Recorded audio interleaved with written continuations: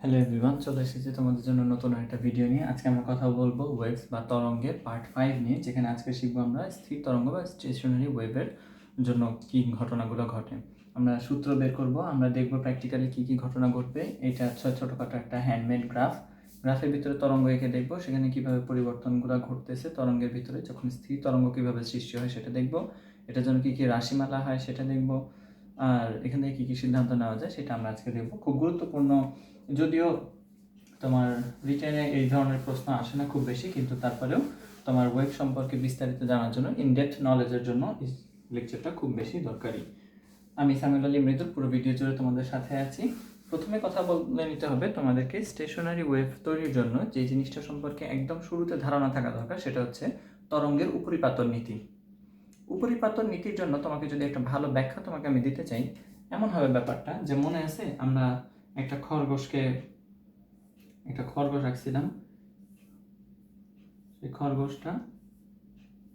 সেই খরগোশটার জন্য কি হয়েছিল, আমি যদি খরগোশের এই মাথায় একটা দড়ি রেখে, তারপরে ধরো এই সোজা মাথায় একটা দড়ি, আর আমি এই পাশে দাঁড়ায় আছি, আমি এখানে দাঁড়ানো অবস্থায় যদি স্ট্রিংয়ে যদি একটা চাপ দিই, বা স্ট্রিংয়ে যদি আমি এভাবে একটা বল প্রয়োগ করি বা একটা ভাইব্রেশন তৈরি করি, তাহলে কি হবে, এখানে একটা ওয়েভ তৈরি হয়। আমরা দেখছি এখানে একটা ওয়েভ তৈরি হচ্ছিল, কিন্তু এই ওয়েভটা খেয়াল করো, এটা কি ধরনের ওয়েভ। তোমরা যদি পরীক্ষাটা বাসা করে থাকো, নর্মালি যদি একটা স্ট্রিং নিয়ে দেয়ালে কোনো মাথা অথবা কোনো কিছুতে বেঁধে তুমি এভাবে নাড়াও, দেখবা যদি ভূমিতে রেখে করো, তাহলে দেখবা যে শুধুমাত্র উপর দিকে একটা ওয়েভ তৈরি হচ্ছে, একটা ওয়েভ উপর দিকে দেয়ালের এই যে, যদি একটু ভূমি হয়, তুমি যদি স্ট্রিংয়ে এভাবে ভাইব্রেশন ক্রিয়েট করো, তোমার জন্য এইভাবে জিনিসটা সামনের দিকে আগাবে।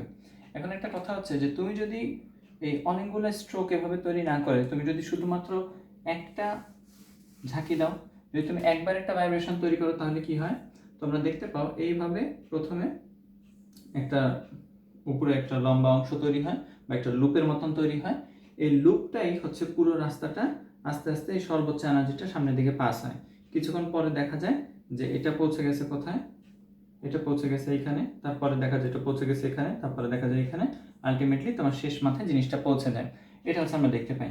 এখন এইরকম চলা অবস্থায় ধরো তুমি হচ্ছে এই প্রান্তে বেঁধে, এই খরগোশের ক্ষেত্রে বলি, ধরো এই খরগোশের জন্য না, এই উদাহরণটাই দিই, আবারও খরগোশেরই দিই, লাভ নেই। আচ্ছা, এখন তুমি ধরো একটা মাত্র ভাইব্রেশন তৈরি করছো, তোমার একটা ভাইব্রেশনের জন্য ধরো 2 সেকেন্ড পরে ওয়েভের সর্বোচ্চ বিস্তারটা বা সর্বোচ্চ ম্যাক্সিমাম এনার্জিটা এখানে আছে। এমন অবস্থায় তোমার ছোট ভাই, যে কিনা তোমার থেকে শক্তিশালী, সে যদি এখানে আসে, তোমার ছোট ভাই যদি এখানে এসে সেও একটা ভাইব্রেশন তৈরি করে, যেটা খুব জোরে, খুব শক্তি দিয়ে করা হয়েছে, তাহলে কি হবে বলতো, ওর জন্য আর একটা ওয়েভ যেটা সামনে আগানো শুরু করবে আরো শক্তি নিয়ে। এবং খেয়াল করো তো, একটা সময় এই শক্তিটা এইরকম আছে, কিছুক্ষণ পরে এটা আরো কাছাকাছি হয়ে যাবে, কিছুক্ষণ পরে দেখা যাবে একটা আরেকটার উপরে উঠে গেছে। একটা যদি আরেকটার উপরে উঠে যায়, তাহলে কি হবে, তোমরা নর্মাল এগুলো হচ্ছে পানির ক্ষেত্রেও দেখে থাকো, যে পানির নর্মাল একটা ঢেউ চলা অবস্থায় পিছন থেকে যদি আরো বড় ঢেউ আসে, তখন দুইজন মিলে আরো বড় একটা ঢেউ তৈরি করে, ওই রকমই একটা ব্যাপার। তাহলে এইখানে তোমার তার পরের মুহূর্তে দেখা যাবে এটা বড় ভাবে এই ম্যাক্সিমাম এনার্জি নিয়ে বস্তুটা সামনের দিকে এগিয়ে চলবে। কিছুক্ষণ পর দেখা যাবে আবার কি হচ্ছে, তোমার আগের শক্তিটা আগে গেছে, তোমার ভাই যে একটু বেশি শক্তি দিয়েছিল তারটা সামনের দিকে চলে গেল, বুঝছি। কিন্তু একটা নির্দিষ্ট মোমেন্টের জন্য তারা যখন একই অবস্থানে সেই শক্তিগুলো ছিল, তারা ম্যাক্সিমাম একটা ডিসপ্লেসমেন্ট লাভ করছিল, বা হচ্ছে সর্বোচ্চ এনার্জি তৈরি করছিল এই জায়গায়। এখন কথা হচ্ছে যে, যদি তোমার একটা ওয়েভ এইভাবে ধরো সামনে আগাচ্ছে, আর আরেকটা ওয়েভ এইভাবে সামনে আগাচ্ছে, ওইও সামনে যাচ্ছে, ওইও সামনে যাচ্ছে, কিছুক্ষণ পরে কি হবে, এই দুইজনের জন্য যে বিস্তার, ধরো ওর বিস্তার হচ্ছে এ, ওর বিস্তার হচ্ছে স্মল এ, তাহলে কিছুক্ষণ পরে ওদের জন্য ম্যাক্সিমাম বিস্তার যেটা হবে, সেটা দেখা যাবে এ প্লাস স্মল এ, এরকম হচ্ছে। আচ্ছা, যদি এরকম না হয়ে যদি তোমার এমন একটা ওয়েভ তৈরি হয় যে এই পাশ থেকে হচ্ছে একটা ম্যাক্সিমাম এনার্জি আসতেছিল, আর সামনে একটা হচ্ছে মিনিমাম এনার্জি যাচ্ছে, তাহলে কিছুক্ষণ পরে এরা দুইজন যদি একত্র হয়ে যায়, কেমন একটা ওয়েভ তৈরি হবে বলতো। এদের দুইজনের ডিসপ্লেসমেন্ট যদি একই রকম হয়, ধরো ওর ডিসপ্লেসমেন্ট হচ্ছে 5 আর ওর ডিসপ্লেসমেন্ট হচ্ছে 4, তাহলে কি মনে হচ্ছে, নিট ডিসপ্লেসমেন্ট হবে শুধুমাত্র এতখানি, যেটুকের মান হবে 1। যদি এটা 4 না হয় এটা 6 হইতো, যদি এটা 4 না হয় 6 হতো, তাহলে দেখা যাচ্ছে নিচের দিকে এক বেশি, তখন এটা উপরে না হয় নিচের দিকে এক হইতো। তাহলে বোঝা যাচ্ছে যেটা আসলে এমনভাবে কাজটা করছে 5 - 6, অ্যান্সার আসছে -1, তাই নিচের দিকে -1 দিয়েছি। আর প্রথমবার কি হয়েছিল আমার জন্য 5 - 4 চলে আসছে আমার জন্য +1, সেজন্য আমি উপরে +1 দিয়েছিলাম। তার মানে বোঝা যাচ্ছে যে এই নতুন যে তরঙ্গটা সৃষ্টি হচ্ছে, এই লব্ধি তরঙ্গ আসলে হচ্ছে লব্ধি তরঙ্গ বা নেট ডিসপ্লেসমেন্ট হবে হচ্ছে তোমার y1 এবং y2 এর ভেক্টর যোগফলের সমান। নেট ডিসপ্লেসমেন্ট হবে দুইটা তরঙ্গের হচ্ছে কি তোমার ভেক্টর যোগফলের সমান হবে। বোঝা যাচ্ছে যে এটা দিয়ে বুঝলাম যে দিকটা এখানে নির্ভর করতেছে, যেদিকে দিক বেশি, যেদিকে মান বেশি সেদিকে তোমার ডিসপ্লেসমেন্টটাই হবে। আচ্ছা, এমন ক্ষেত্রে যদি এখন ঘটে যে তুমি এমন একটা কাজ করছো যে এরা তো সবাই এখন একই দিকে চলতেছে, এখন যদি বিপরীত দিকে আসা শুরু করে, ধরো এইভাবে একটা ওয়েভ আছে আর এইভাবে সামনে থেকে আরো একটা এনার্জি, এই এনার্জি এইদিকে আসতেছে আর এই এনার্জি এইদিকে যাচ্ছে, দুইজনের জন্য এটাও 5, ওর জন্য এটাও 5, তাহলে কি হবে বলো তো? পরের মুহূর্তে যখন একীভূত হবে তখন একটা নির্দিষ্ট মাঝখানের জায়গায় এখানে টোটাল 5 + 5 10 ডিসপ্লেসমেন্ট লাভ করবে। তারপরের মুহূর্তে কি হবে, এই যে এই 5 তো এইদিকে চলে আসছে, ও সামনে চলে যাবে আর এই পাশের 5 সামনের দিকে এগিয়ে যাবে। তাহলে দেখতে হবে কিরকম, এখানে এখন 5 ডিসপ্লেসমেন্ট তৈরি হলো, এখানে এবার 5 ডিসপ্লেসমেন্ট তৈরি হলো। এবার দিকগুলো খেয়াল করো, এই যে সামনের দিকে আসতেছিল ম্যাক্সিমাম ডিসপ্লেসমেন্ট হয়েছে, তারপরে এর অংশটা সামনের দিকে চলে যাবে আরো।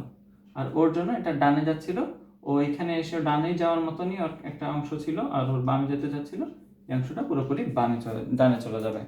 এইভাবেই কাজ করা হচ্ছে তোমার জন্য ওয়েভের উপরিপাতন নীতি, যেটা কাজ করা হচ্ছে তোমার নেট y হবে হচ্ছে নেট ডিসপ্লেসমেন্ট হবে y1 এবং y2 এর ভেক্টর যোগফলের সমান। এখানে y2 এর মান আমি কিন্তু নেগেটিভ বসাইছিলাম, তার কারণ হচ্ছে আমরা যখন উল্টা দিকে থাকে তখন আমরা সেটাকে -4 -5 -6 এভাবে ধরি, যদি নিচে দিকে থাকে আর উপরের দিকটাকে নরমালি পজিটিভ ধরি। তাহলে যদি একটা হয় আমার জন্য 5 আর আরেকটা হয়, দেখো ওর জন্য এই পাশে 5 আছে, এটা ওর জন্য 5, দিক ভিন্ন, কিন্তু শেষ পর্যন্ত দেখা যাবে এটা আসলে ডিসপ্লেসমেন্ট বোঝাচ্ছে। ডিসপ্লেসমেন্ট তো উপরে নিচে হয়, সামনে পিছনে, এটা তো এক্স অ্যাক্সিস বরাবর, আর উপরে নিচে হচ্ছে তোমার জন্য ওয়াই অ্যাক্সিস বরাবর, দুইটাই ওয়াই অ্যাক্সিসের উপরের দিকে আছে, সেজন্য দুইটাই 5 5 5 মিলে 10 তৈরি করতেছে। আর যদি এটা এমন না হয়, এমন হইতো 5 এইদিকে যাচ্ছে, তখন কি হতো, এখানে একটা -5 বসতো, যেটার মান আসতো শুধু 0, তার মানে এখানে কোনো ডিসপ্লেসমেন্টই হইতো না, এখানে একটা স্থিরভাবে কোনো শক্তি দেখা যেত না, যেখানে এখানে কিন্তু আসলে শক্তির আদান প্রদান হচ্ছে, এর ভিতর দিয়ে হয়ে যাচ্ছে, কিন্তু আমরা আসলে বুঝতে পারতেছি না, কারণ হচ্ছে এখানে ডিসপ্লেসমেন্টটা 0 হয়ে যাচ্ছে দুইজনের জন্য লব্ধি। কিছুক্ষণ পরে আবার 5 এই পাশে চলে যেতে থাকবে, এই 5 যে এটা তো এমন না, এটা তো আবার নিচের দিকে চলে আসছে, এই 5 হচ্ছে নিচে চলে আসতে থাকবে আর এই উপরের জন এই পাশে চলে যেতে থাকবে, অ্যাজ সিম্পল অ্যাজ দ্যাট। এবার কাহিনী হচ্ছে তুমি যদি এবার একটা কাজ করো যে দুই পাশ থেকে এই দুইটা ওয়েভে, এখানে দেখছো একটা বিশেষ ঘটনা ঘটছে যেটা আগে কখনো ঘটে নাই, যে দুইটা যদি সমান বিস্তার সম্পন্ন তরঙ্গ যদি বিপরীত দিক থেকে বিপরীত বিস্তার নিয়ে ছুটে আসে, তাহলে কি হয়, তারা হচ্ছে একটা মুহূর্তে দেখা যায় তাদের মধ্যে কোনো বিস্তার নেই। এটা একটা বিশেষ ঘটনা। এই ঘটনার সাথে মিল রেখে আমরা একটা কাজ করতে পারি, যে এই স্থির তরঙ্গ তৈরির জন্য যেটা করতে হয়, দুইটা তরঙ্গকে বিপরীত দিক থেকে আসতে হয়, দুইজন দুই দিক থেকে আসবে এরকম একটা তরঙ্গ। এটা তৈরি করা যায় কিভাবে, তৈরি করার মানে আমাদের চাহিদা হচ্ছে এইভাবে তৈরি করবো আমরা, এইভাবে একটা তরঙ্গ আসবে যে হচ্ছে এইদিকে যাচ্ছে, আর এই দিক থেকে একটা তরঙ্গ আসবে যার হচ্ছে এইভাবে আসতেছে, এরকম তারা বিপরীত দিক থেকে আসতেছে। তাদের মধ্যে দশা পার্থক্য কি, পথ পার্থক্য কি, কিচ্ছু না, তাদের হচ্ছে বিস্তারটা আমরা সেম রাখবো, a1 এবং a2 যাতে সমান হয়, এরকম একটা জিনিস নিয়ে কাজ করবো, তাহলে আমার জন্য স্টেশনারি ওয়েভটা পাওয়া ইজিয়ার হবে। আচ্ছা, এবার খেয়াল করো তো, তুমি যদি একটা কাজ করতে পারো এই জায়গায়, যে এইটা আসলে তৈরি করবো কিভাবে, একটা স্ট্রিং এর ভিতরে ধরো একটা তার আছে তোমার কাছে, এখন একটা তারের ভিতরে তুমি এই দিক থেকে একটা শক্তি দিতেছো, আর তোমার ওই পাশে দাঁড়ানো বন্ধু যদি বিপরীত দিক থেকে একটা শক্তি এইভাবে দেয়, তাহলে কিন্তু আমার কাজ হয়ে গেল। কিন্তু এই বিপরীত দিক থেকে ওই শক্তিটা বন্ধু আসলে দিবে কিভাবে, এটা তো একটা ঝামেলার ব্যাপার। সেই কারণে যেটা করা হয়, যে এই যেই মাধ্যমে আমি এই সুতা নিয়ে কাজ করতেছি, সেই মাধ্যমটা হচ্ছে তুলনামূলক হালকা, এবং তার অপর পাশে একটা ভারী মাধ্যম ব্যবহার করা হয়।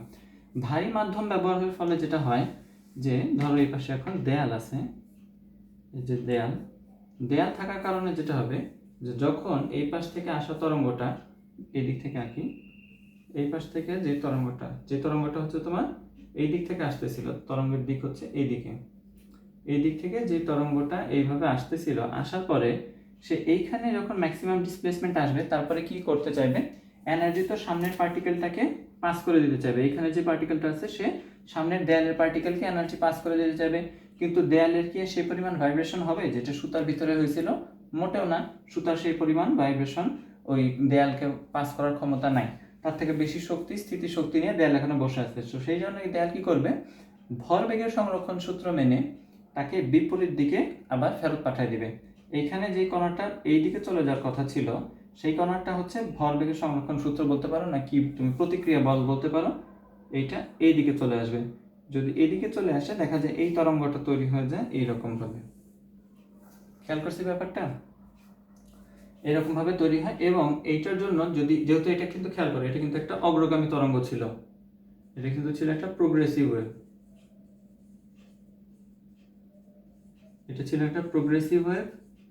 এই যে লালটা আঁকছি এটাও কিন্তু একটা প্রোগ্রেসিভ ওয়েভ, কিন্তু তাদের দিক ভিন্ন দিকে। এবং তাদের মধ্যে কি কি ঘটনা ঘটে দেখো, প্রোগ্রেসিভ ওয়েভ। আচ্ছা, দুইজনই প্রোগ্রেসিভ ওয়েভ, কিন্তু তারা যখন উপরে পাতিত হয় তাহলে আসলে কি ঘটনাটা ঘটে সেটা আমরা এর ভিতরে দেখব। তার আগে এখান থেকে একটু ধারণা নিই যে এখান থেকে কি কি বৈশিষ্ট্য বলা যায়। দুইটার জন্য বলা হয়েছে A1 এবং A2 সেম। যেহেতু তুমি একই তরঙ্গ নিয়ে কাজ করতেছো এবং দেয়াল সম্পূর্ণ শক্তি ফেরত দিতেছে, যদি ধরে নেই কোনো ড্যাম্পিং নাই, যদি ড্যাম্পিং হয় তাহলে কিন্তু বিস্তারের মান A2 এর জন্য কমে যাবে। প্রথমটার থেকে ধরে নিচ্ছি সর্বোচ্চ পরিমাণ শক্তি সংরক্ষিত হয়েছে এবং তো সে তার আগের মতোই তরঙ্গ নিয়ে ফেরত আসছে, তাহলে তার জন্য A1 এবং A2 সেম। যদি একই উৎস থেকে শব্দ তৈরি হয়, খেয়াল রাখতে হবে কম্পাঙ্কর ক্ষেত্রে এটা একটা খুব গুরুত্বপূর্ণ কথা, যে তুমি যদি তোমার একটা নির্দিষ্ট উৎস থেকে কোনো কিছু তৈরি হয়, যে কোনো তরঙ্গ তৈরি হয়, তাহলে সেটার জন্য ফ্রিকোয়েন্সি সেম।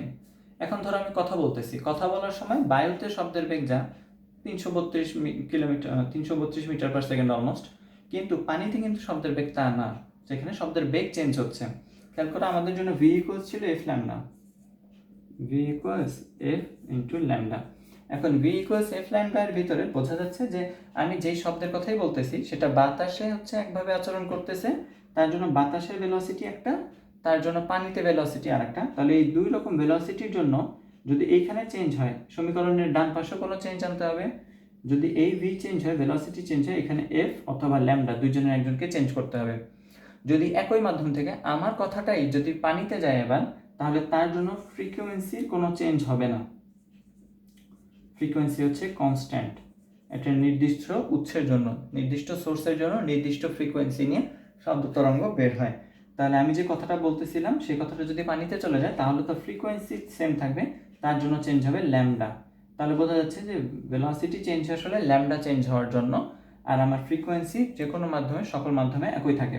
এখন এই শব্দটা যদি, এই তরঙ্গটা যদি এই কি বলে, এই তারের মধ্য থেকে, তার বা হচ্ছে স্ট্রিং এর মধ্য থেকে বাইরে চলে আসতো, তাহলে তার জন্য মাধ্যমের পরিবর্তন হইতো। কিংবা এই তরঙ্গটা যদি হচ্ছে দেয়ালের ভিতরে চলে যেত তাহলে তার জন্য মাধ্যমের পরিবর্তন হইতো। মাধ্যমের পরিবর্তন হলে কম্পাঙ্কের পরিবর্তন হয়, মাধ্যমের পরিবর্তন হলে তরঙ্গ দৈর্ঘ্যের পরিবর্তন হয়, কিন্তু আমার মাধ্যমের কোনো পরিবর্তন হয়নি, তার মানে আমার তরঙ্গ দৈর্ঘ্যেরও কোনো পরিবর্তন হবে না। ফ্রিকোয়েন্সির কথা যদি বলি, এই শব্দটা তো এইখান থেকে আমিই তৈরি করছি, ওইটাই তো আবার আমার কাছে ফেরত আসতেছে। এবং জাতি ধর্ম বর্ণ নির্বিশেষে এবং মাধ্যম নির্বিশেষে কি থাকে, ফ্রিকোয়েন্সি সবসময় সেম থাকে। তাহলে ফ্রিকোয়েন্সি আগের মতোই থাকলো। তাহলে দেখো সমীকরণের ফ্রিকোয়েন্সি ল্যামডা এগুলো যদি সেম থাকে তার মানে ভেলোসিটিও সেম থাকবে এবং এক্সেলারেশনও সেম থাকবে, বিস্তারটা আগে থেকেই সেম আছে, এই ঘটনাগুলো ঘটবে। বিস্তার, এটা বিস্তার, সুদূর বিস্তার কথা বলছি, লব্ধি তরঙ্গের কিন্তু কোনো কথা বলা হয় না। লব্ধি তরঙ্গের কম্পাঙ্ক ফ্রিকোয়েন্সি কি হবে সেটা বলতেছি না, শুধু বলতেছি এদের আলাদা আলাদা ভাবে, এটা হচ্ছে প্রত্যেকে দুইজন আলাদা আলাদা ভাবে সমান, দুইজন প্রোগ্রেসিভ ওয়েভ। এরা দুজন মিলে কিভাবে স্টেশনারি ওয়েভ তৈরি করে, এবং স্টেশনারি ওয়েভ বলতে আসলে বোঝাটা কি সেটা হচ্ছে আমরা এবার দেখি। একটা নর্মাল ওয়েভের কথাকে চিন্তা করি, যেই ওয়েভটা আমি ওই দেয়ালে বাড়ি খেয়ে আমার কাছে ফেরত আসার আগ পর্যন্ত যে ঘটনাগুলো ঘটছে সেই ঘটনাগুলো একটু বিশ্লেষণ করি। ধরো আমি হচ্ছে বিভিন্ন সময়ের জন্য সে ওয়েভটা যে সামনে আগাচ্ছিল আমি বিভিন্ন সময় ছবি তুলতেছি। যদি বিভিন্ন সময় ছবি তুলি, দেখো তো 0 সেকেন্ডের যেই রকম তরঙ্গ থাকবে T/4 সেকেন্ডে, T/4 মানে হচ্ছে মোট পর্যায়কালের 4/1 সময়ে কিন্তু সামনের দিকে একটু আগাবে। আচ্ছা, t/2 এই সময়ের ভিতরে আর একটু সামনে আগাবে, t/3 t/4 আর একটু সামনে আগাবে, এবং ফাইনালি t বা হচ্ছে পুরো এক পর্যায়কালের জন্য কতখানি সামনে আগালো সেটা আমরা ক্যালকুলেট করব। আচ্ছা, এবার প্রথমটাতে খেয়াল করি। আশা করি নীল রংটা দেখা যাবে, এখানে নীল রং ইউজ করতে যাচ্ছি। তার আগে এটা একটু মার্ক করে নিন যে বিভিন্ন পজিশনগুলো, বিভিন্ন তরঙ্গ দৈর্ঘ্যের বিভিন্ন পজিশন। এটা হচ্ছে 0 0 পজিশন, এটা হচ্ছে λ/4 পজিশন, এটা হচ্ছে λ/2, এটা হচ্ছে 3λ/4, আর এটা হচ্ছে ফুল অফ ল্যামডা। এই পুরো পজিশনে কিভাবে তোমার চেঞ্জটা হচ্ছে সেটা দেখবো আমরা। আচ্ছা, যদি নীল কালিটা একটু ব্যবহার করার সুযোগ পাওয়া যায় তাহলে দেখি তো। প্রথমে তরঙ্গটা কি হবে, প্রথমে ধরো তরঙ্গটা দেখতে হচ্ছে এইরকম। ধরো ওর প্রথমে কি হয় আমাদের নর্মালি তরঙ্গের জন্য, যেহেতু সাইন কার্ভ নিয়ে আমরা কথা বলি, তরঙ্গ এইটা হচ্ছে পুরোপুরি হচ্ছে একটা ল্যামডা নির্দেশ করে, এবং এতটুকু হচ্ছে λ/2 তৈরি করে, আর এই অংশটা তৈরি করে λ/4। তাহলে এইখানে আমার λ/4 এর জন্য দেখা যাচ্ছে প্রথমে একটা পিক পয়েন্ট বা হচ্ছে সর্বোচ্চ এনার্জি পাওয়া যায়। ধরলাম সর্বোচ্চ এনার্জিটা হচ্ছে এতখানি। আচ্ছা, এবং দেখা যায় যে হচ্ছে তোমার এই যে এই পজিশনটা হচ্ছে 3λ/4, তাহলে 3λ/4 এর জন্য নিচের দিকে আরেকটা ক্রেস্ট পাওয়া যায়। 3λ/4 এখানে এঁকে ফেললাম। আচ্ছা, এবার এই পয়েন্টগুলোকে একটু যোগ করি।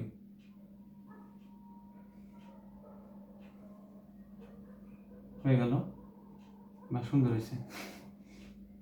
আচ্ছা, এবার তুমি দেখো তো পরের মুহূর্তে কি হবে। পরের মুহূর্তে আমরা জানি যে প্রত্যেক মুহূর্তে প্রত্যেক এক পর্যায়কালের জন্য সে হচ্ছে পুরো একটা ক্রেস্ট এই পজিশন থেকে একেবারে তার এক পর্যায়কাল পরে সে আবার আগের ক্রেস্টে ফেরত আসে। তাহলে বলা যাচ্ছে যে ওর পরবর্তী t/4 এর জন্য পর্যায়কালের 1/4 পরিবর্তনের জন্য ও হচ্ছে ক্রেস্ট এক ঘর সামনে আগাবে। এক ঘর সামনে আগানো মানে হচ্ছে তরঙ্গ দৈর্ঘ্যের 1/4 আগানো। পর্যায়কালের 1/4 সে তরঙ্গ দৈর্ঘ্যের 1/4 আগাবে। তাহলে এইখানে যে ক্রেস্ট ছিল সেই ক্রেস্ট পরের বার এইখানে চলে আসবে। আই হোপ এই ব্যাপারটা বুঝাতে পারছি। ক্রেস্ট পরে এই জায়গায় চলে আসলো। আর এইখানে যে ট্রাফ ছিল সেই ট্রাফ কি করবে, সেই ট্রাফ নিচে ছিল হচ্ছে এই পজিশনে, সে হচ্ছে পরের t/4 সামনে আগানোর জন্য সে হচ্ছে এখানে চলে আসবে। এবার একটা তরঙ্গ তৈরি করে দেখি। তরঙ্গটা এবার দেখতে হবে এইরকম।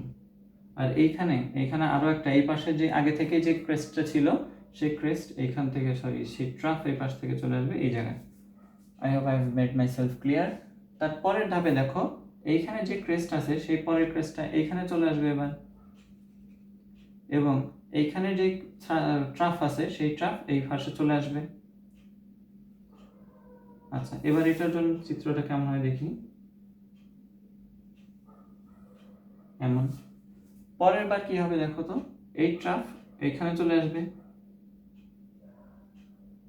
এবং এইখানের যে ক্রেস্ট ছিল সে চলে আসবে এই জায়গায়। এবার তোমার তরঙ্গটা দেখতে হবে এইরকম।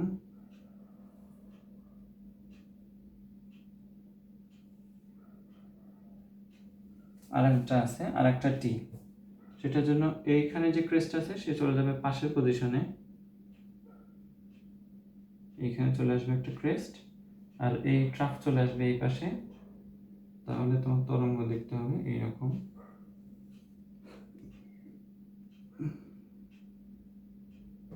হয়েছে অনেকখানি। এই তো তরঙ্গ হচ্ছে আমার এইভাবে সামনের দিকে আগাচ্ছে। দেখা যাচ্ছে যে একেবারে আগের পজিশনে ফিরে আসছে কখন দেখো তো, আবার 0 থেকে টি পজিশন পরে ওই যে এক পর্যায়কালের পরে সে আবার আগের পজিশনে ফিরে আসে। দেখো আগের বারের মতন চিত্র তৈরি হয়ে গেছে এটা এবং এটা সেম। আচ্ছা, এটা গেল একটা কাহিনী। এখন ও যখন ওই পাশ থেকে ফেরত আসবে, একটা কথা চিন্তা করো, তরঙ্গ যখন ওই পাশ থেকে আঘাত খেয়ে দেয়ালের সাথে আঘাত খেয়ে ফেরত আসবে তখন যে ঘটনাটা ঘটে যে এটা ধরো এখানে এই পর্যন্ত ফেরত আসছিল, হ্যাঁ। আচ্ছা, এই তরঙ্গটা এখন ও যখন এই পাশ থেকে ফেরত আসে, এই দুইটা তরঙ্গের জন্য তোমাকে হচ্ছে এদের দশা পার্থক্যের একটা পার্থক্য তৈরি হয়, বা এদের হচ্ছে দশা পার্থক্য তৈরি হয় একটা। সেটা দেখো কি পরিমাণ। ও যে এইদিকে যাচ্ছিল ও কিন্তু পুরোপুরি 180 ডিগ্রি ঘুরে গেছে। ও সামনের দিকে যাচ্ছিল ও পুরোপুরি উল্টো দিকে ঘুরে গেছে। এই জিনিসটা নির্দেশ করে হচ্ছে 180 ডিগ্রি।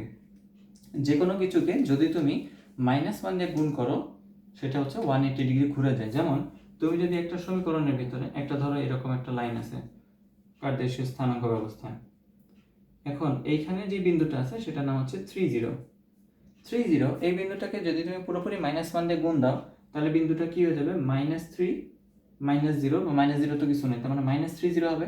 খেয়াল করো তো -30 বিন্দুটা কোথায়? এইখানে -30 বিন্দুটা আছে।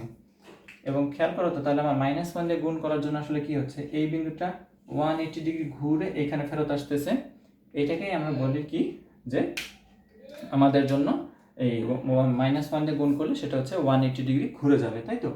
আচ্ছা, এবার আমি যেটা করতে চাচ্ছি যে এটা মুছলাম, তাহলে আমার জন্য দেখলাম যে দশা পার্থক্য হবে হচ্ছে 180 ডিগ্রি। তার মানে এই পাশ থেকে যখন ফেরত আসবে যে রেখাটা, সেটা নিশ্চয়ই এই বরাবর আসবে না, তার উল্টো দিক থেকে উপরে আসতে থাকবে। অথবা তুমি বলতে পারো যেখানে ওর ট্রাফ তৈরি হয়েছে সেখানে ওর ক্রেস্ট তৈরি হবে, এবং যেখানে ওর ক্রেস্ট তৈরি হয়েছে সেখানে ওর ট্রাফ তৈরি হবে। তো সেটা একটু করে দেখি যে পরের বার আমার যে বিন্দুটা ফেরত আসতেছে, যে রেখাটা, সেটা ডটেড লাইন দিয়ে দেখাচ্ছি। তাহলে এটা ফেরত আসবে হচ্ছে যেখানে ট্রাফ আছে সেখানে প্রথমত ক্রেস্ট থাকবে, আর যেখানে ক্রেস্ট আছে সেখানে হচ্ছে প্রথমত ট্রাফ থাকবে। তাহলে এটা দেখতে কিরকম হবে? এই পাশ থেকে আসতেছে তোমার তরঙ্গ,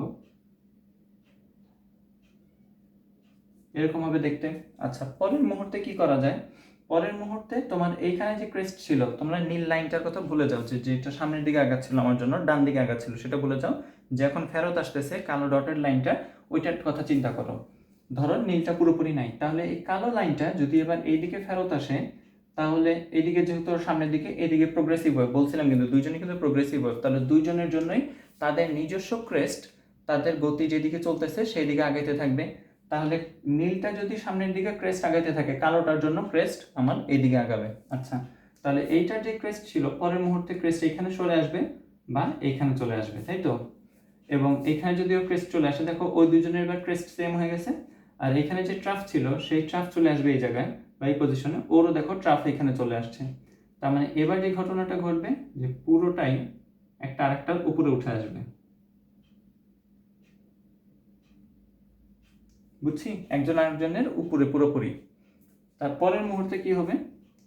এখানে যে ম্যাক্সিমাম কি ছিল আমার জন্য, ক্রেস্ট ছিল, সেই ক্রেস্ট পাশেরটাতে চলে আসে। তাহলে এইখানে হবে এবার ক্রেস্ট।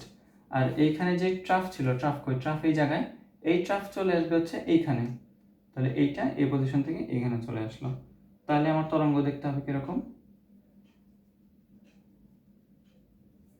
হয়ে গেল। পরের মুহূর্তে কি হবে? এই ক্রেস্ট চলে আসবে এই জায়গায়, আবার আগের বারের মতো দেখা যাচ্ছে একটা আরেকটার উপরে চলে আসলো। আর এইখানে যেই আমার ক্রেস্ট ছিল, সরি এটা না তো, এই যে এখানে যে ট্রাফটা ছিল কালোটার জন্য, এই ডটেড লাইনের ট্রাফ চলে আসবে এই পজিশনে। দেখো ওরও ট্রাফ হচ্ছে এখানে আছে, তার মানে এবারও একজন আর একজনকে ওভারল্যাপ করবে।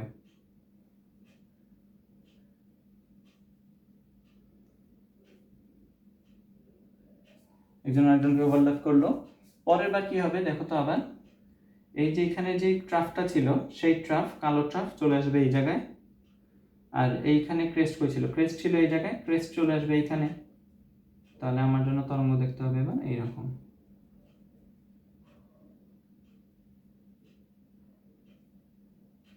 দেখো আগের বারের মতন হয়ে গেছে। ওই যে আমরা বলছিলাম যে এক পর্যায়কালের পরে পুরো ঘটনা সেম হয়। দেখো এই 0 এবং এই টি, দুই পর্যায়কালের মধ্যে পুরো এক পর্যায়কালের ভিতরে সে একদম আগের মতন আচরণ করতেছে। এখন এরা দুইজন দেখা যাচ্ছে দুইটা তরঙ্গ পরস্পরের উপরে উপরিপাতিত হয়েছে, এবং এই উপরিপাতনের ফলে যে ঘটনাটা ঘটবে, দুইজনই কিন্তু প্রোগ্রেসিভ ওয়েভ, দুইজন দুই পাশ থেকে যাওয়া আসা করতেছে, কিন্তু তারা দুইজন মিলে যে লব্ধি তরঙ্গটা তৈরি করে সেটা হচ্ছে একটা স্থির তরঙ্গ। কেন এটাকে স্থির তরঙ্গ বলতেছি সেটা খেয়াল করো, যে এই পুরো জিনিসটা যদি এবার আমি লব্ধি তার পাশের চিত্রে আঁকতে যাই, এবার যদি ওর লব্ধিগুলো আঁকি আমি, এই পাশে ধরো লব্ধি আঁকবো এবার 0 বরাবর, হ্যাঁ 0 বরাবর ওর যদি আমি লব্ধি আঁকি, দেখা যাবে যে পজিশনগুলো একটু আইডেন্টিফাই করে দিতে হবে। ধরো এটা হচ্ছে λ/2, এটা হবে হচ্ছে ল্যামডা, এটা হবে 3 λ/4, এখানে হবে λ/4, এখানে হবে 0, তাই তো? আচ্ছা, এবার এর ভিতরে দেখা যাবে যে তোমার কি হচ্ছে, 0 পজিশনের জন্য একটু এগুলো একটু মার্ক করে দিই, তাহলে ইজিয়ার হবে।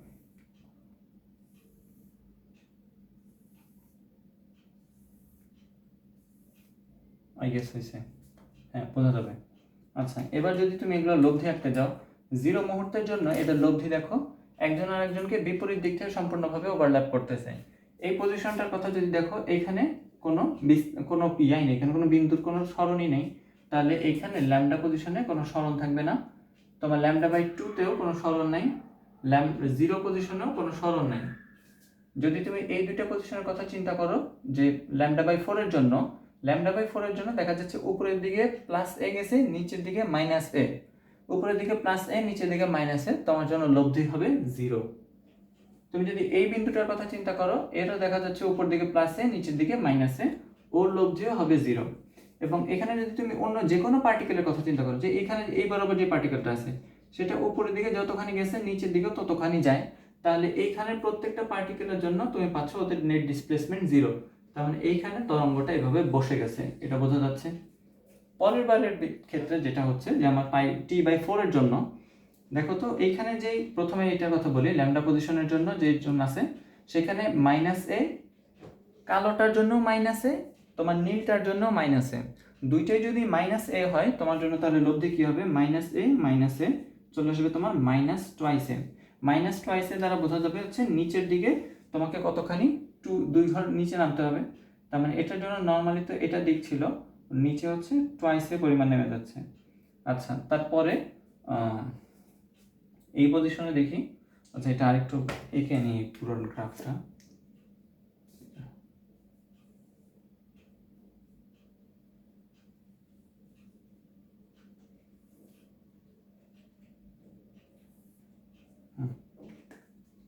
আচ্ছা, এবার দেখো। আচ্ছা, যেটা করতেছিলাম আমরা, যে T/4 পজিশনে কি হয়েছিল, T/4 এর ভিতরে আমরা দেখতে পেলাম যে প্রথমে ল্যামডা পজিশনে 2a পরিমাণ ডিসপ্লেসমেন্ট, এটা কিন্তু 2a পরিমাণ, আর λ/2তেও আরও একটা 2a পরিমাণ ডিসপ্লেসমেন্ট এইখানে দেখা যাচ্ছে, 2a এখানে অনেক উপরে চলে আসছে 2a। আচ্ছা, এবার দেখো তারপরে কি হচ্ছে, এইখানে আরও এক জায়গায় 0 পজিশনে নিচের দিকে 2a আছে, দুইটা নিচের দিকে, দুইজনই নিচের দিকে, এখানেও নিচের দিকে। তার মানে হচ্ছে বোঝা যাচ্ছে যে তরঙ্গটা আচরণ করতেছে এই রকম, তারপরে অনেকখানি উপরে উঠে আবার অনেকখানি নিচে নামতেছে, এরকম একটা ব্যাপার। আচ্ছা, তারপরের ক্ষেত্রে আবার দেখা যাচ্ছে T/2 এর জন্য আবার 0 এর মতন ঘটনা। তার মানে এবারও একটা নর্মাল স্ট্রেট লাইন তৈরি হবে, বসে গেছে তরঙ্গটা আসলে এই জায়গায়। তারপরের মুহূর্তে দেখা যাক কি হয়। T/4 এর জন্য আবার আগের মতোই, কিন্তু আগের বার যেখানে ম্যাক্সিমাম ডিসপ্লেসমেন্ট নিচের দিকে ছিল, এবার হচ্ছে সর্বোচ্চ বিস্তার সেদিকে হবে, উপরের দিকে। তাহলে এবার গ্রাফটা দেখতে হবে হচ্ছে অনেকটা এইরকম।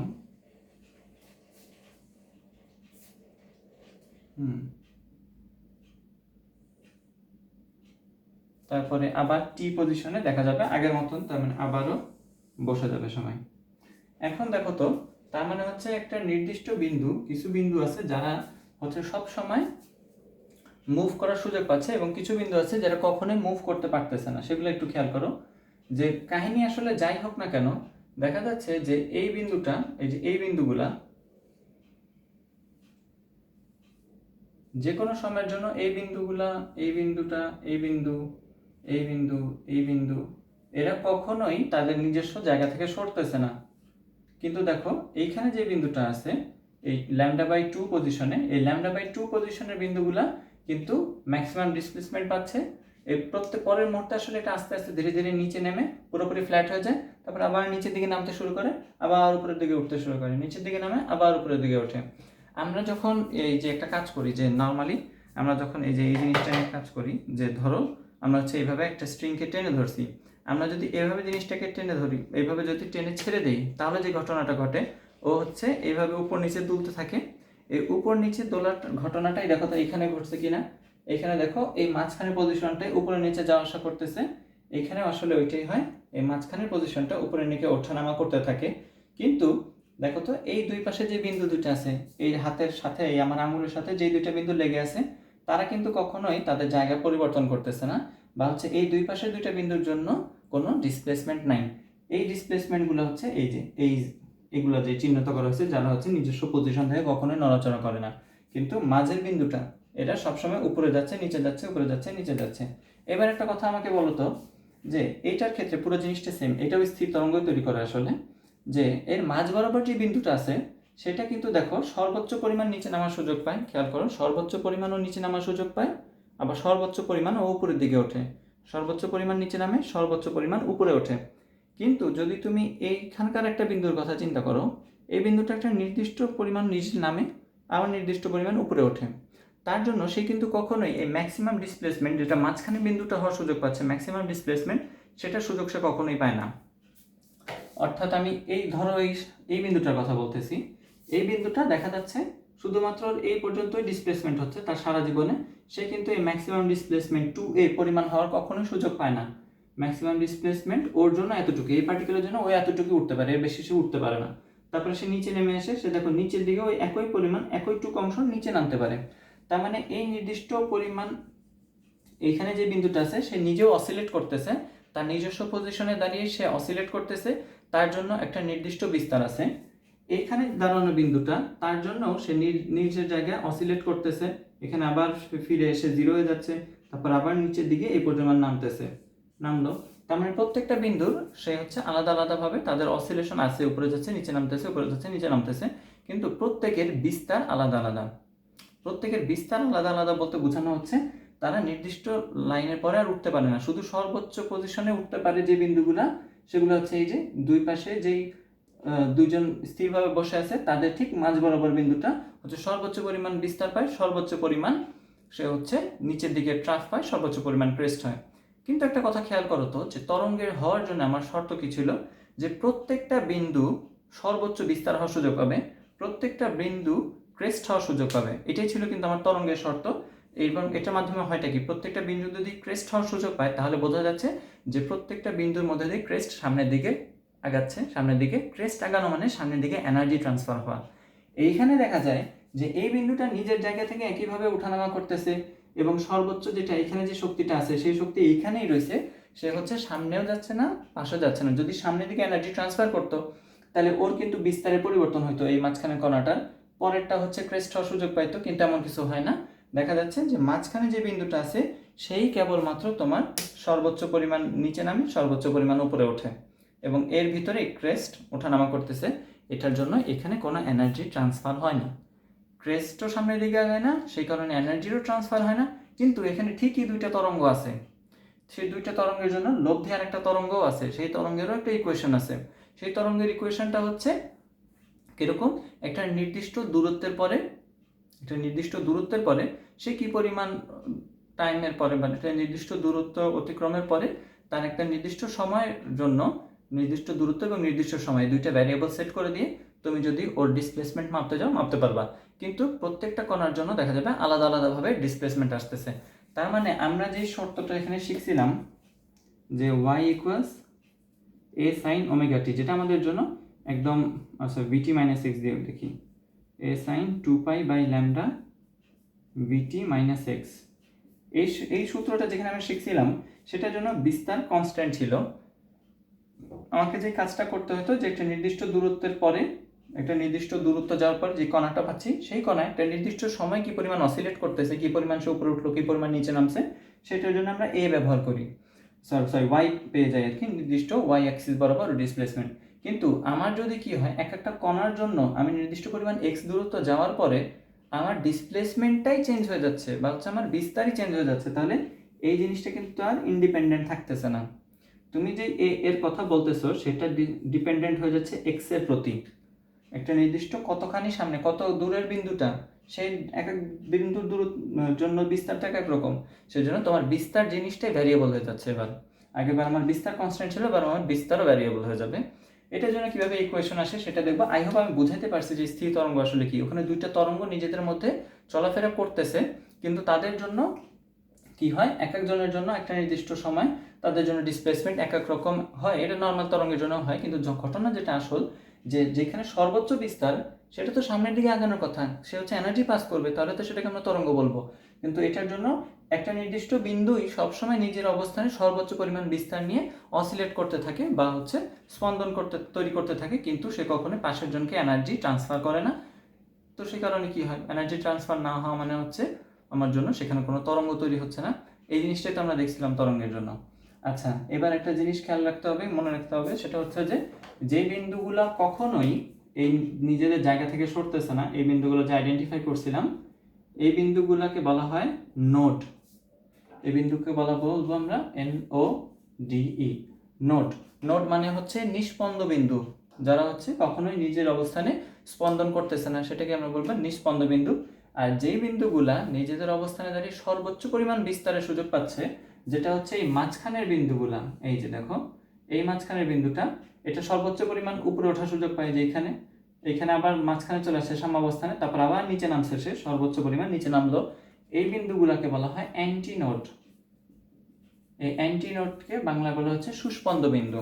নোড এবং অ্যান্টিনোড, নোড মানে হচ্ছে যারা নিষ্পন্দ বিন্দু, নিজেদের অবস্থানে কখনোই পরিবর্তন করতে পারে না, যাদের উপর নেট ডিসপ্লেসমেন্ট সবসময় জিরো, তোমার ওইখানে জন্য টাইম কোনো ফিক্স না, সে হচ্ছে যে টাইমেই তুমি দেখো না কেন প্রত্যেকবার ওই জায়গায় বসে আছে। তার মানে একটা নির্দিষ্ট দূরত্বের জন্য ওই বিন্দুগুলো পাওয়া যায়, সেই নির্দিষ্ট দূরত্বের বিন্দুগুলো পাওয়ার পর দেখা যায় যে টাইম পার হয়ে যায়, টাইম চেঞ্জ হতে থাকে, কিন্তু বিন্দুগুলো উপরে ওঠে না, নিচে নামে না, এগুলোকে আমরা বলবো নিষ্পন্দ বিন্দু বা নোড। আর যে বিন্দুগুলো সর্বোচ্চ বিস্তারের সুযোগ পায় সেটাকে বলা হয় অ্যান্টিনোড বা সুস্পন্দ বিন্দু। আমরা ইকুয়েশন তৈরি করার পরে আমরা আসলে দেখতে পাবো যে কত দূরে দূরে হচ্ছে এই অ্যান্টিনোড, নোড এই বিন্দুগুলো পাওয়া যায়, সেটার জন্য যে ফর্মুলাগুলো। এবার হচ্ছে আমরা ইকুয়েশন ডেরিভেশনের দিকে চলে যাই। তাহলে এবার হচ্ছে ছোটখাটো ওই তরঙ্গের যে সমীকরণগুলো ছিল সেগুলো নিয়ে একটু তোমার ঘাটাঘাটি করতে হবে, ওগুলোকে নিয়ে সমীকরণ তৈরি করতে হবে। খেয়াল করো, বেশি কথা না বাড়িয়ে আমি হচ্ছে প্রথম সমীকরণ লিখে ফেলি। নর্মালি প্রথমে আমার যে তরঙ্গটা সামনের দিকে আগাচ্ছিল সেটার ইকুয়েশন আমরা হিসেবে কি লিখতে পারি, ধরি ওটার বিস্তার হচ্ছে a, লিখবো এটাকে আমরা sin 2π/λ vt মাইনাস এক্স। ভিটি মাইনাস এক্স যেন কেন হয় মনে আছে, মাইনাস এক্স দ্বারা বোঝানো হয় এই যে আমার যে তরঙ্গটা সেটা হচ্ছে সামনের দিকে আগাচ্ছে, আমরা যে দিকটাকে সামনের দিকে, নর্মালি এক্স অ্যাক্সিসের পজিটিভ দিকটাকে আমরা সামনের দিক ধরি আর কি, বা ডানে আগাচ্ছিল, ডানে আগানোর জন্য ভিটি মাইনাস এক্স হয়। যদি তরঙ্গটা বাম দিক থেকে আসে তাহলে সেটাকে আমরা ভিটি প্লাস এক্স বলবো। তার মানে পরে আমার যে সমীকরণটা তৈরি হয়েছিল, যে নতুন তরঙ্গ আসতেছিল, সেটার জন্য বিস্তার সেম আছে, 2π/λ, তরঙ্গ দৈর্ঘ্য সেম থাকবে, তার জন্য ভি সেম থাকবে, টিও সেম থাকবে, তার জন্য এক্স এর সামনে শুধুমাত্র একটা পজিটিভ চিহ্ন চলে আসবে, কারণ হচ্ছে এই দিক থেকে আসতেছিল। এবার একটা খেয়াল করো, তোমার যে বিন্দুটা আসতেছিল এখান থেকে যে বাড়ি খেয়ে আসলো, সে এইভাবে বাড়ি বা এখানে আসার পরে সে কিন্তু তার এই দিকে আসা শুরু করছে, সে কি আবার যেখানে সে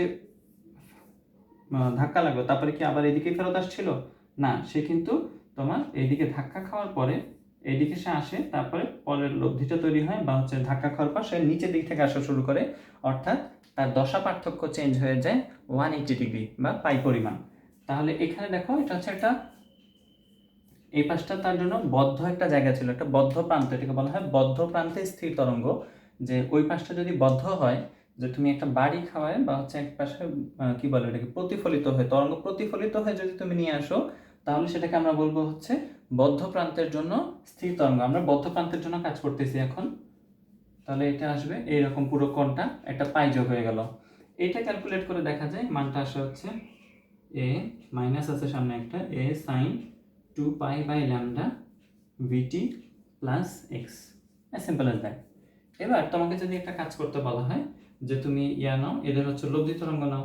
লব্ধি তরঙ্গ কি ছিল আমার, y1 প্লাস y2। আচ্ছা, y1 প্লাস y2 এর জন্য এখন ইকুয়েশন লেখা, y1 হচ্ছে আমার a sin 2π/λ vt minus x minus a sin 2π/λ vt plus x. এটা হচ্ছে তোমার যদি a কমন নিয়ে নাও তাহলে তোমার হচ্ছে sin a minus b minus sin a plus b, এই জিনিসটার সূত্র, যেটার জন্য cos এর সূত্র বসাইতে হয় আমাকে হিসাবে। a যদি আমাকে আগে কমন না থাকে তাহলে একটা আসবে হচ্ছে আমার জন্য, a ধরো কমন নিয়ে ফেলছি, তাহলে a আসবে, সূত্র হিসাবে একটা 2 আসবে, তারপরে sin a minus b minus sin a plus b, সেটা সূত্র হচ্ছে 2 cos a plus b by 2 cos 2 cos a plus b by 2 sin কি ছিল, sin a minus b by 2, হ্যাঁ, তাহলে cos a plus b by 2। এখন a plus b by 2 এর জন্য আমার 2π/λ দুইজনের জন্য কমন। এখন এই দুইটা জিনিসের যোগফল বের করতে হবে আমাকে।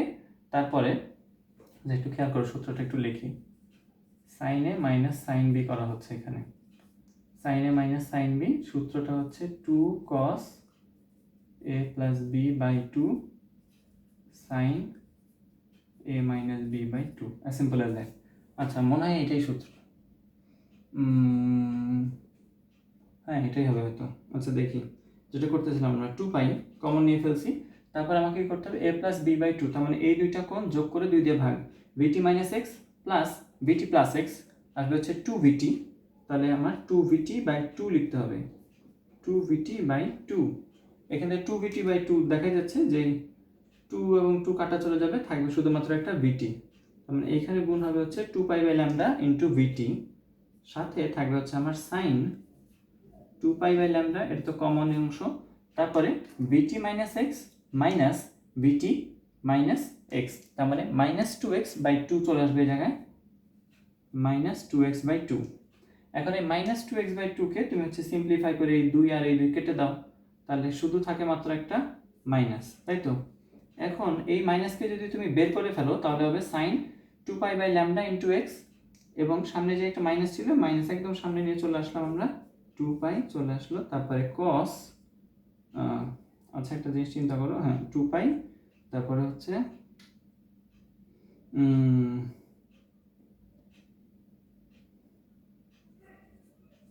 cos 2 pi by lambda into vt sine 2 pi by lambda into x. আচ্ছা, এটা হচ্ছে আমার জন্য লব্ধি তরঙ্গ। এখান থেকে একটা কাজ করতে হবে, সেটা হচ্ছে যে তোমার এটাকে একটু সিম্পলিফাই করে লেখা যায় না, এভাবেই রাখবো, এভাবেই থাকুক। খেয়াল করো, আমার হচ্ছে সমীকরণের জন্য আমরা যে সূত্র শিখছি এতদিন তরঙ্গে, সেটা ছিল হচ্ছে তরঙ্গের যে গ্রাফটা আসবে সেটা হবে এইরকম দেখতে। এখন এই তরঙ্গের গ্রাফটা এইভাবে শূন্য থেকে তৈরি হয় বলে সেটাকে আমরা সাইন গ্রাফ বলি, সাইন দিয়ে প্রকাশ করি, তাই তো। এখন ওর যদি একটা আদি দশা থাকে 90 ডিগ্রি, তাহলে গ্রাফটা নিশ্চয়ই এইভাবে তৈরি হবে।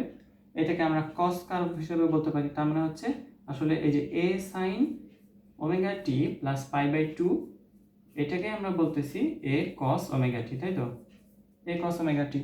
তার মানে হচ্ছে যে এই 90 ডিগ্রি এক্সট্রা এর জন্য cos দিয়েও আমার একটা তরঙ্গ নির্দেশ করা যেতে পারে।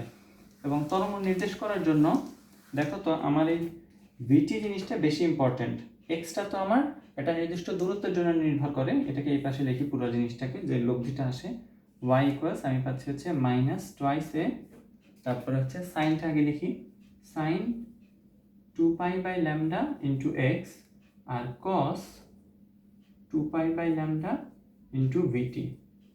খেয়াল করো যে আমার একটা নির্দিষ্ট দূরত্বে যেতে হয় প্রথমে, তারপরে সেটার জন্য আলাদাভাবে বিস্তার নির্ভর করে। তার মানে আমরা বলছিলাম না যে বিস্তার হচ্ছে তোমার নির্দিষ্ট দূরত্বের পরে নির্ভর করে, তাহলে এই বিস্তার এবং দূরত্বকে যদি তুমি একসাথে নিয়ে আসো, নির্দিষ্ট দূরত্বের জন্য বিস্তার, তাহলে তোমাকে এই পুরো টুককে একসাথে নিয়ে আসতে হবে এবং এই অংশটাকে আলাদা রাখতে হবে। এবং এই অংশটা নির্দেশ করবে তোমার জন্য হচ্ছে যে এটা নির্দিষ্ট দূরত্বের জন্য এটা বিস্তার কতখানি, সর্বোচ্চ বিস্তারটা ও জেনে ফেলবে, আর ও নির্দেশ করবে যে একটা নির্দিষ্ট টাইমে কি পরিমাণ তার হচ্ছে সরণ হচ্ছে। তাহলে আগে হচ্ছে বিস্তার নির্ধারণ করবে সর্বোচ্চ এক্স দিয়ে, এই যে এক্স এর উপর ডিপেন্ডেন্ট রাশি যেহেতু বলছিলাম, এক্স দিয়ে তুমি আগে সর্বোচ্চ বিস্তার নির্ধারণ করবা, তারপরে তুমি একটা নির্দিষ্ট টাইমের জন্য ওর হচ্ছে কি পরিমাণ অসিলেটিং করে সে উপরের দিকে উঠে আসে সেটা নির্ধারণ করতেছো। তাহলে এটার জন্য তুমি লিখতে পারো, এই পুরোটুককে যদি তুমি এ লেখো তাহলে এই সমীকরণটা চলে আসবে 2 পাই বাই ল্যামডা ইন্টু ভিটি, বা এটা ওমেগা টি হিসেবে লিখতে পারো। এটা হচ্ছে তোমার জন্য বদ্ধ প্রান্তে স্থির তরঙ্গের সমীকরণ, যেখানে তোমার এ সমান আসে হচ্ছে minus twice A sine 2 pi by lambda into x. আচ্ছা, এটা হচ্ছে বিস্তার, সর্বোচ্চ বিস্তারের জন্য এটা হয়। এখন এখান থেকে আমরা একটা কাজ করতে পারি, আমরা হচ্ছে সুস্পন্দ বিন্দু এবং নিষ্পন্দ বিন্দুর মানগুলো কত দূরে দূরে হয় সেটা নির্ণয় করতে পারি এখান থেকে। কিভাবে দেখো তো, যেখানে সর্বোচ্চ বিস্তার হয় সেটাকে আমরা বলতাম হচ্ছে সুস্পন্দ বিন্দু, আর যেখানে হচ্ছে কোনো বিস্তার হয়ই না বা হচ্ছে বিন্দুটা স্থির ওখানে বসে থাকে সেটাকে আমরা বলতাম নিষ্পন্দ বিন্দু। তাহলে এখানে দেখো তো টুয়াইস এ অংশটা আগে থেকে কনস্ট্যান্ট, আর এই অংশটা হচ্ছে ভ্যারিয়েবল। এখন এই ভ্যারিয়েবল অংশটার সর্বোচ্চ মান সর্বনিম্ন মান দিয়ে আমি হচ্ছে নির্ধারণ করতে পারবো কত দূরে দূরে আমার জন্য সুস্পন্দ বিন্দু এবং নিষ্পন্দ বিন্দু তৈরি হচ্ছে, তাই তো। আচ্ছা, এবার তো আমরা একটা কাজ করি, এখন এই সুস্পন্দ বিন্দু আর নিষ্পন্দ বিন্দু নির্ণয় করি। খেয়াল করো তো, সুস্পন্দ বিন্দু নির্ণয়ের জন্য আমাকে হচ্ছে এই sine 2π by lambda into X এটার মান সর্বোচ্চ হতে হবে। সুস্পন্দ বিন্দু বের করি আগে। সুস্পন্দ বা হচ্ছে অ্যান্টিনোড। সুস্পন্দ বিন্দু বা অ্যান্টিনোডের জন্য আমাকে কি হতে হবে, sine 2π by lambda into X হতে হবে, এটা হয় হবে -1 অথবা হবে +1। এই দুটো তো সর্বোচ্চ মান। যদি তুমি মডুলাস ধরে নাও -1 যদি হয় এটার মান, তাহলে তোমার আসবে হচ্ছে টুয়াইসে, আর যদি তোমার নাও হচ্ছে +1 তাহলে আসবে -2 দুইটাই সর্বোচ্চ বিস্তার, উপরে আর নিচে এটা নির্ধারণ করতেছে। তার মানে +-1 এর জন্য আমি হচ্ছে কি পাবো, ওটার সাইনের ভ্যালুগুলা। আচ্ছা, +-1 নির্ধারিত হয় কি দ্বারা আসলে? +-1 যদি তুমি নির্ধারণ করতে যাও তাহলে তোমাকে মান আসবে হচ্ছে 2π বাই ল্যামডা। এই +-1 মানগুলো আসে সর্বোচ্চ শুরুতেই প্লাস মান আসে কোনটা, +1 আসে হচ্ছে π/2 ল্যামডা 90 ডিগ্রিতে। তারপরে 90 ডিগ্রি পরে যখন তুমি 270 ডিগ্রিতে যাও 3 λ/2, 270 এর জন্য দেখা যায় যে তোমার হচ্ছে -1 আসতেছে। তারপরে আবার তুমি যদি 5 λ/2 এ আসো, তারপরে আবার দেখতে পাবা যে আবার সে +1 হয়ে যাচ্ছে, আবার -1 এর জন্য 7 λ/2, এইভাবে মানগুলো আসতে থাকে। এখন এখান থেকে তোমার হচ্ছে চাই যে কত দূরে দূরে আমার জন্য তৈরি হবে হচ্ছে সুস্পন্দ বিন্দু। তাহলে x এর মানগুলো আমার জানা লাগবে। তাহলে পাই যদি কাটা চলে যায় তাহলে x সমান হচ্ছে এই 2 নিচে চলে আসবে, তাহলে প্রত্যেকটা পজিশনে হবে π/4, পাই তো আর নাই, তাহলে হচ্ছে λ/4 আর হচ্ছে 3 λ/4, তারপরটা আসবে 5 λ/4, তারপরে আসবে 7 λ/4। তার মানে λ/4 এর বিজোড় গুণিতক নির্দেশ করে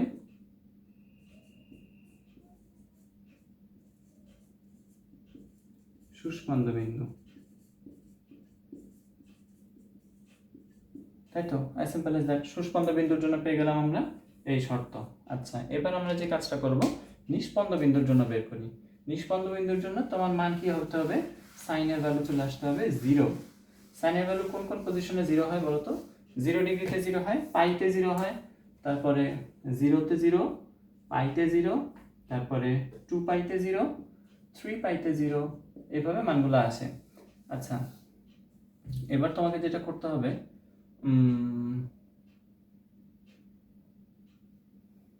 কি করা যায়, সেটা হচ্ছে যে কোন কোন পজিশনের উপর, তাহলে হচ্ছে এই কোন, সরি এটা তো 0 পজিশন, আর হচ্ছে কোনগুলোর সম্পর্ক হবে হচ্ছে এইভাবে।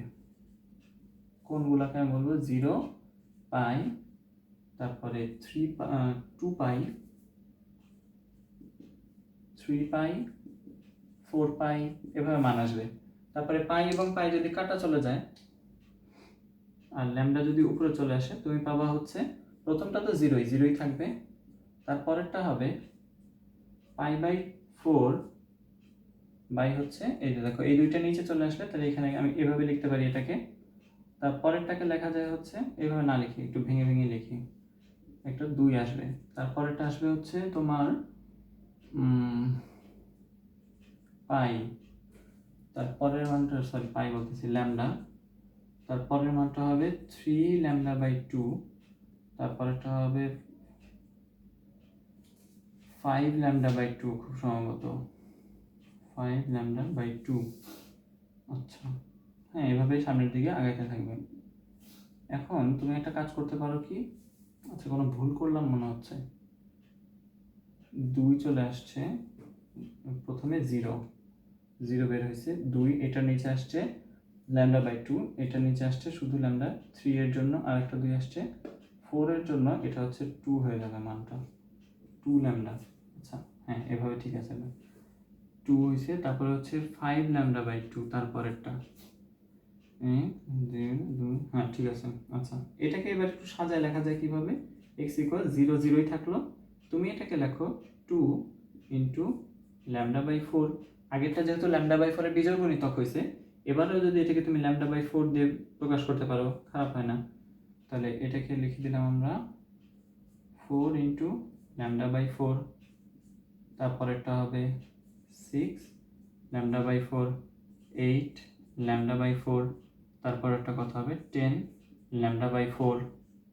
আমরা দেখা যাচ্ছে λ/4 এর প্রত্যেকবার জোড় গুণিতক পাচ্ছি। দেখো λ/4 আছে, সাথে হচ্ছে সামনে একটা জোড় সংখ্যা। তাহলে আমরা এটাকে বলবো, এবং প্রথমটা 0 মনে রাখতে হবে। λ/4 এর জোড় গুণিতক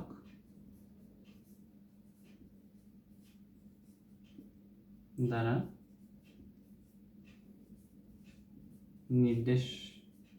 নির্দেশিত হয়। জোড় গুণিতক দ্বারা নির্দেশিত হবে হচ্ছে তোমার জন্য নিষ্পন্দ বিন্দু। নিষ্পন্দ বিন্দু বের করতেছিলাম তখন, টাইটেলই ঠিক নেই, হচ্ছে নোট নিষ্পন্দ বিন্দু। তাহলে হচ্ছে আমরা নির্দিষ্ট দূরত্বের জন্য সুস্পন্দ বিন্দু এবং নিষ্পন্দ বিন্দু পেয়ে গেলাম। মনে রাখতে হবে, তুমি এতক্ষণ যেটা নিয়ে কাজ করলা সেটা ছিল বদ্ধ প্রান্তের জন্য। বদ্ধ প্রান্তের জন্য এই ঘটনা ঘটে। যদি তোমার মুক্ত প্রান্ত হয় তাহলে কিন্তু ইকুয়েশন চেঞ্জ হয়ে যায়। তুমি এটা পাইছো না? তোমার মুক্ত প্রান্তের জন্য যেটা হবে, তুমি ইকুয়েশন পাবা মুক্ত প্রান্তে ইকুয়েশন আসবে y1 সমান হচ্ছে a sin bt minus x, আর y2 হবে হচ্ছে a sin bt plus x।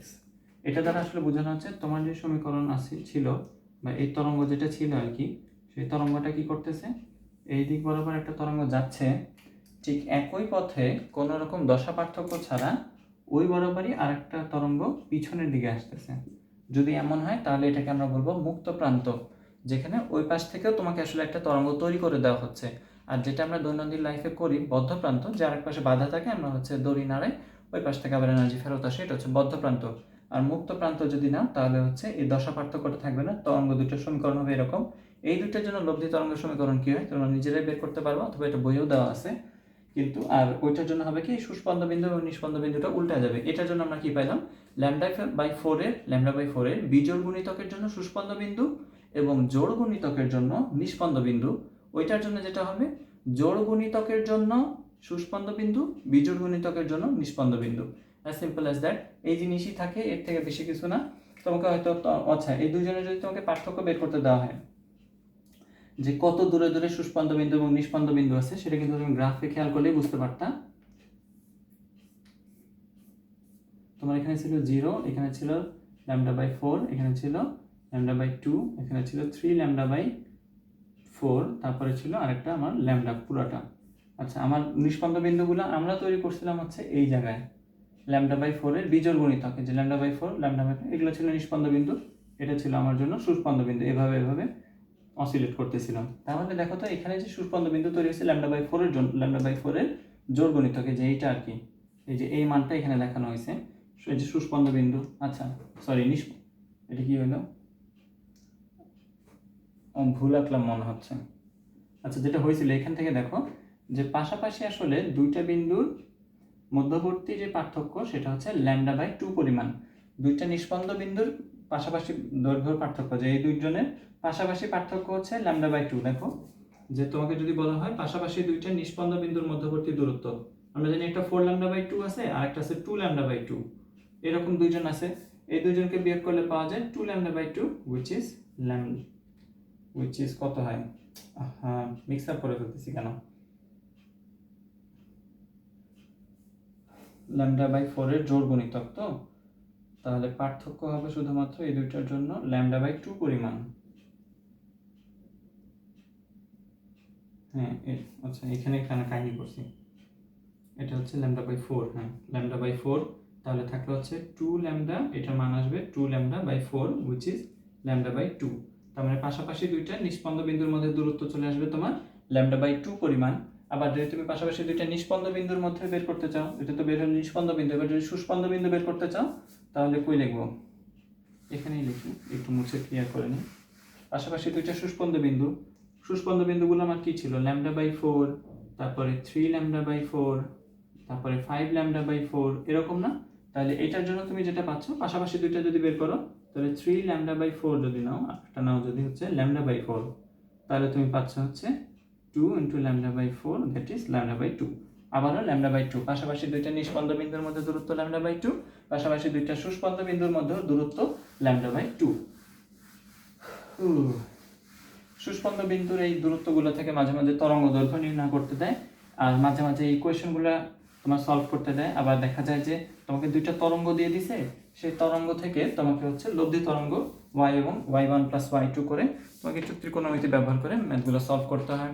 অথবা তোমাকে একটা লব্ধি তরঙ্গ দিয়ে দেয়, সেই তরঙ্গ দুইটা আদিতে কি তরঙ্গ ছিল সেটা নির্ণয় করতে দেয়, কিছুই না, উল্টা প্রসেসে আগে দিয়ে তোমার জন্য হয়ে যাবে, আমাদের কোনো জটিল বিষয় না। তোমার হচ্ছে 2 cos a sin b, এটার জন্য যে সূত্রগুলো ওগুলো ইউজ করলেই হবে, অথবা 2 sin a cos b, এগুলোর জন্য যে সূত্রগুলো আছে সেগুলো ইউজ করে তুমি উল্টা প্রসেসে আগাইলেই তোমার জন্য অ্যান্সার পেয়ে যাবা। আজকে আপাতত স্থির তরঙ্গর সংজ্ঞা আমরা এই পর্যন্ত শিখলাম। স্থির তরঙ্গ নিয়ে আর খুব বেশি আলোচনা তোমাদের বইয়ের নাইও, দরকারও নেই। তোমরা মুক্ত প্রান্তের জন্য কি হয় এটা একটু দেখে নেবে, তোমাদেরকে বদ্ধ প্রান্ত দেখিয়ে দিলাম। আর পরের ভিডিওতে দেখা হচ্ছে। এতক্ষণ সাথে থাকার জন্য ধন্যবাদ সবাইকে। Have a good day, good time, all the very best.